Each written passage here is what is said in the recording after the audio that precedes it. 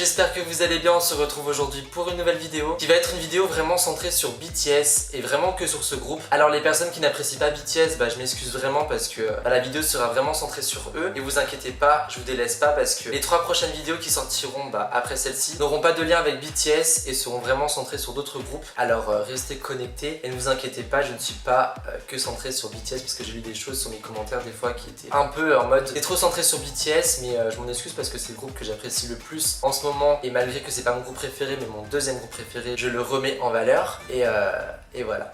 Comme je viens de le dire, cette vidéo sera vraiment centrée sur BTS. Elle sera découpée en 2 parties. Une partie sous l'ouverture d'une box qui est bien sûr liée à BTS et que j'ai reçue il y a maintenant quelques semaines. Et une deuxième partie qui sera centrée sur une polémique qui a été faite il y a maintenant un petit moment, mais que je voulais aborder avec vous parce que ça coule de source en termes d'intérêt et de réfléchissement. Alors commençons par l'ouverture de la box qui m'a été gentiment envoyée par le site Asiabox qui est spécialisé dans la vente de box en lien avec la K-pop, et ils m'ont gentiment envoyé une box du coup qui est liée à BTS parce qu'ils en font qui sont vraiment liés à ce groupe. La box elle est constituée d'objets qui sont en lien avec BTS et également avec BT21 qui est les petits personnages en lien avec l'univers de BTS. Le contenu de la box qui est lié à BTS il change chaque mois et vous pouvez choisir une option avec le membre que vous préférez et du coup votre contenu sera vraiment en lien avec le membre que vous avez choisi et ça coule de source. D'ailleurs les box du mois de juin, juillet et août ont vraiment comme thème principal l'air ou le concept persona comme vous voulez l'appeler de votre propre langage. Mais moi je dis air parce que je trouve que c'est mieux. Mais du coup ouais, les box qui sont sortis en juin, juillet et maintenant août ont comme thème persona et c'est le thème qui sera du coup dans l'ouverture de la box que je vais commencer maintenant. Alors la box se présente comme celle-ci et vous pouvez voir un petit peu le travail de la poste qui se passera de commentaires, mais je trouve ça abusé en fait qu'un service postal te défonce les colis comme cet exemple-ci. Donc la poste, si vous m'écoutez, allez vous faire foutre en fait parce que c'est pas la première fois que ça m'arrive et j'en ai un peu marre de recevoir mes colis défoncés alors que je paye un service postal qui n'est pas de qualité finalement. Enfin bref, on s'en fout, c'est pas le sujet de la vidéo, mais petit coup de gueule qui me fait du bien parce que la poste, je vous déteste.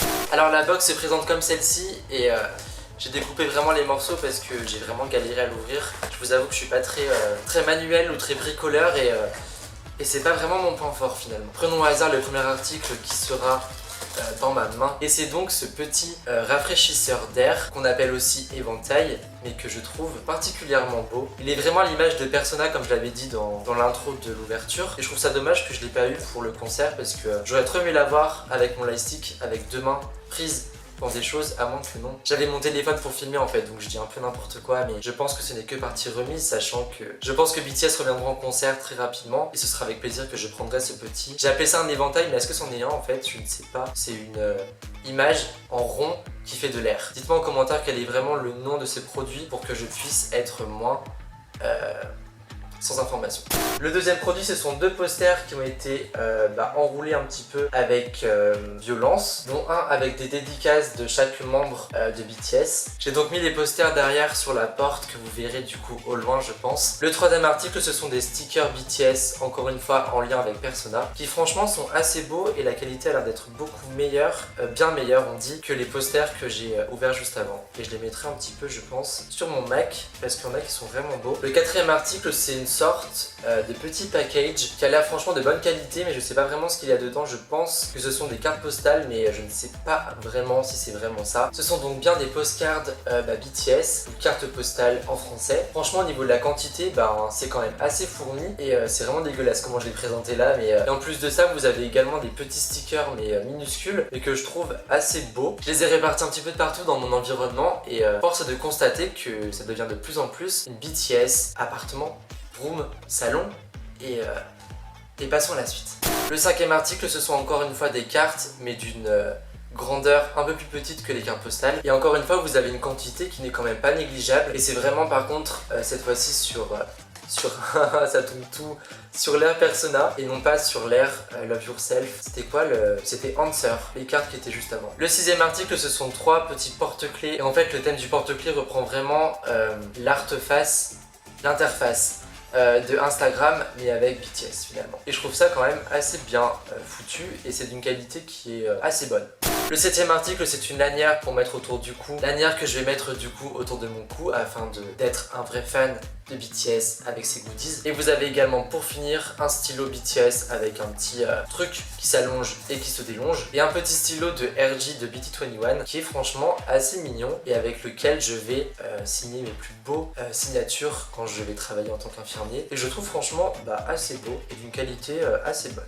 Si vous souhaitez acheter une box, et comme celle-ci, je vous mets le lien dans la barre d'infos. Et vous avez en plus un code promo avec le nom Yancham, qui est le nom de ma chaîne, si vous souhaitez faire une commande et vous aurez moins 10% sur votre commande. Et en plus des 10%, vous aurez également un petit snack coréen, c'est-à-dire une petite nourriture en plus dans votre colis. Et si vous êtes gourmand, allez-y. Passons maintenant à la deuxième partie qui va aborder un petit sujet auquel j'ai beaucoup parlé avec vous en fait sur les médias français et leur rapport avec la K-pop. Et je suis tombé le mois dernier sur un tweet qui expliquait comment je pourrais l'expliquer. En gros, une personne disait que BTS devait venir en France dans des médias français et qu'en fait ça avait été annulé. Je tiens à préciser quelque chose par rapport au manque d'interviews en France. Comme vous le savez, pour beaucoup d'émissions, une partie voire la totalité du public est payée pour venir à l'émission. Et ce public doit donc passer par des agences spécialisées dans le placement. Je suis en charge du recrutement et placement pour une de ces sociétés. Et nous avions été informés fin mars que les BTS avaient accepté des interviews dans 2 émissions, dont je ne divulguerai pas le nom. Certaines de mes connaissances voulant les voir absolument, j'ai commencé à essayer de leur trouver des places pour les dites émissions. Cependant, au courant mi-avril, nous avons été informés que la venue de BTS était annulée par Big Hit. Une des seules justifications que l'on a pu me communiquer était que Big Hit voulait préserver la bonne image des artistes en France. En d'autres termes, ils ne voulaient pas qu'on leur pose des questions stupides et dégradantes. Et qu'au vu des articles et reportages, ils se sont rétractés. Alors je ne sais pas si ce commentaire il est vrai ou non et est-ce que la véracité des propos sont avérées. Mais en fait ce que j'ai trouvé intéressant c'est que quelques semaines avant j'ai pu apercevoir quelque chose sur ma télé et notamment dans l'émission Touche pas à mon poste où en fait BTS a été mentionné quelques minutes mais d'une manière je vous avoue je pourrais pas vous dire le mot qui serait plus adapté mais je vous laisse regarder. Il y a un groupe qui lui alors il vient de Corée. C'est les BTS. Ah oui, ouais. Qui n'a rien à voir avec l'examen de BTS. C'est ça, ouais. Brevet technique supérieur. Je pense que ça n'existe plus d'ailleurs, le BTS. Ouais. Si. Mais... si, ça existe. Non, mais évidemment. Je l'ai pas passé. Parce que vous l'avez pas eu que ça s'appelle tout. Alors, pour votre gouverne, prenez mon CV, j'étais en fac de sciences éco, madame. Hein Oh. Voilà, j'y suis passé. J'ai dit bonjour, on va pas s'emballer non plus. Alors les BTS, c'est des stades de 80 000 personnes, mais en même temps c'est ce que vous aviez connu vous à votre époque, parce que vous avez des stades de ouf avec... On a fait Bercy. Bercy, c'est 27, c'est quoi, 15 000 personnes, c'est énorme. 17 000. Alors eux c'est carrément des stades, la musique est pas dingue, eux ils sont pas dingues, mais ce qui est sûr c'est qu'ils les rendent dingues. Jaloux, va.